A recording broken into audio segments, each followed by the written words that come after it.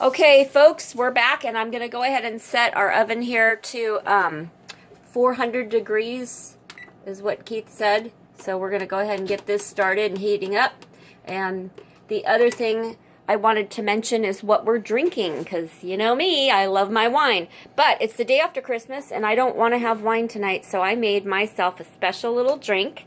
And this has some chocolate chili Kahlua in it, and it's eggnog. And this is what I'm drinking right now in my favorite little Spirit of the Yule cup. I think I need to stir that up. And then let's find out what Keith is drinking. Keith's of age, he's 21. And he's got a mug here of some, what looks like coffee, but you know, I don't know. What do you think, Keith? What's in that coffee?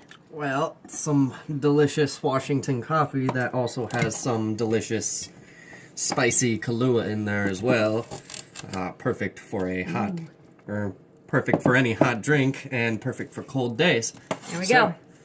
My favorite.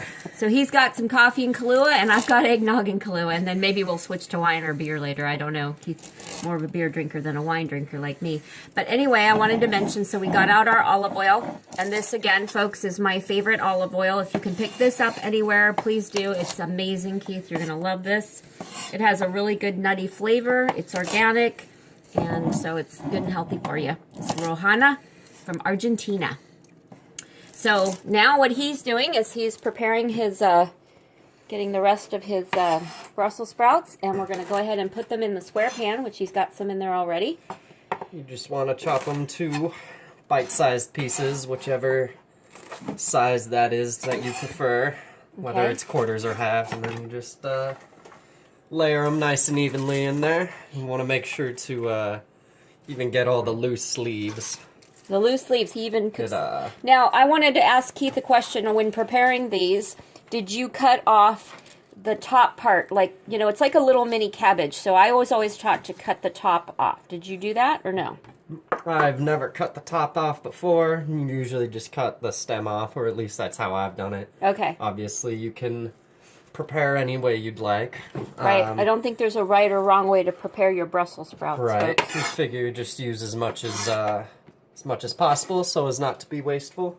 All right. Once you get these little leaves in there, they'll crisp up a little more and kind of give like this nice little crunch to them. Okay. Then now we got the garlics going in. you add some garlic. Make sure it's nice and evenly spread around. Okay. Make sure to get it all. And then you said salt and pepper. Now do you want, like I have over here above the stove, we've got our grinders. So we've got... There you go. Obviously, fresh ground sea salt is going to be the best and most delicious. Okay. Any salt works, though. But it'll take a little longer if you're going to grind it fresh. Obviously, just to taste. You can always add more salt, folks. Right. So you don't want to go crazy. Especially if you're old like me and you're watching your salt intake. It's important not to go crazy with the salt. And then we've got some fresh ground pepper as well. Just pop the top off. There we go. This is where the bulk of the flavor comes from, so Alrighty. feel free to be generous. Now, why balsamic vinegar? Let's talk about Well, it gives a nice break from the very salty, very garlicky, it's a strong taste, so you need a little something to break that up. And a little balsamic vinegar is perfect for that. that. Okay. Which I do Only have. a little bit, though. Okay. I think 1 tablespoon. Okay. So I will have to check my sources. Alright. So there's that. And then here's the olive oil. Alright. Let me go grab the balsamic from the cupboard here. And then if he wants to go ahead. Now, I like this Colavita brand.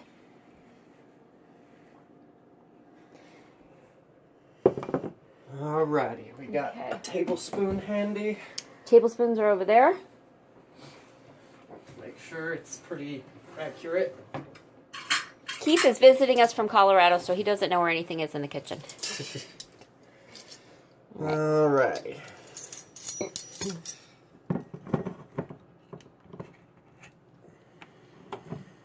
All right, so now we're going to drizzle, I assume. Mm. And Want to then, get it nice and evenly coated okay. so that it all cooks at the same speed and all that. So it looks like he's doing 2 tablespoons. Oh, a little more. A lot more, actually. Oh, wow. It's going to be pretty oily, but Okay. makes it nice and flavorful. Okay. So I Helps it bake. We're up to 4 right now. 4 tablespoons. Nope, we're doing 5.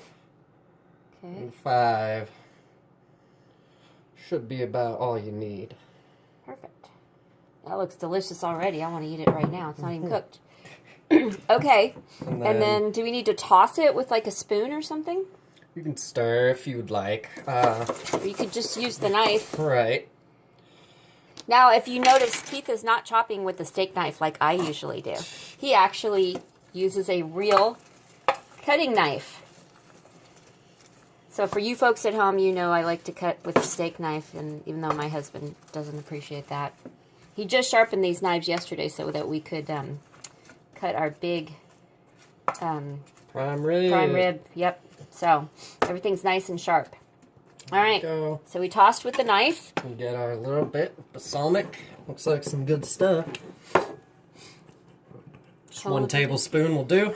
1 tablespoon of In fact, balsamic. you can just Oh, he's just gonna eyeball it, folks. Yep, I love the eyeballing too. just a wee bit. All right. A wee bit. Okay. And there you go. She's All once your oven is ready, All right. they are so ready to enter. And Our oven is almost preheated, not quite yet, but we're gonna go ahead and throw it into a, what was it, 400-degree oven. Okay. it's gonna be a pretty quick roast. I'm gonna put the phone right there, so you guys will be able to see.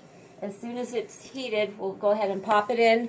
And are we covered or uncovered? Uncovered. Uncovered. You want to get that nice sort of caramelizing action on the top. Okay. And, yeah, there you go. It's beautiful. Looks pretty good. Oh, they're falling out. We lost one. It's gonna be a good side dish to the rest of our dinner. Okay, so we'll be back. We'll throw them in the oven, and then, and how long do you make them? How long? 10 to 20 minutes. So Okay. it is to taste. So you want your Brussels sprouts to be nice and soft. Okay. And hopefully with a little crunch to them. You don't want them to be mushy. You don't want them to be super crunchy, like undercooked. So Okay. you check on them after 10 minutes, see where they're at, and it shouldn't take more than 20 minutes. So, Okay. So after 10 minutes, we'll come back. We'll show you what they look like, and that should be halfway through the cooking process. And then, and I should mention that my oven runs pretty hot, so we might cook ours less. And but your ovens at home, if they're accurate, then follow the Keith's directions. All right. So we'll be back.